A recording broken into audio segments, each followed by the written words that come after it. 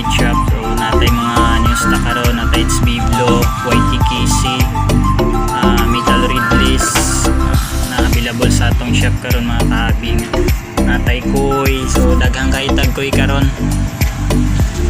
Daghang tag stock Koy, napatay ko ako diri nga swordtail. So single sword lang ni siya mga kahabi.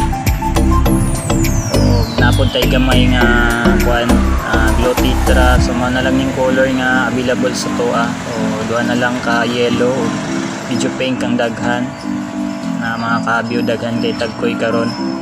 So pangmasa lang ning atong kuan diri mga kahabi.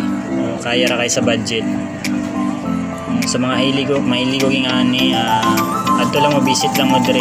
Napod tayo gamay diri nga flower horn, kaso dili pa nato ni siya ma-gender mga kahabi kay medyo gagmay pa.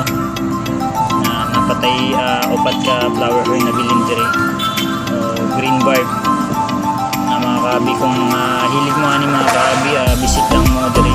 So natay gamay pod mga accessories para sa atong mga kuano pagkaon na diri. Visit lang mo diri mga kahabi. Atong location mga kahabi at bang lang sa new terminal lang. Ano itong mga bagong stock karon, YTKC, it's Biblo, o lamit nindot kay mga par mga kahabi. Napod tay Metal Ridley's. So kaning Metal Ridley's na to kompleto ni na female.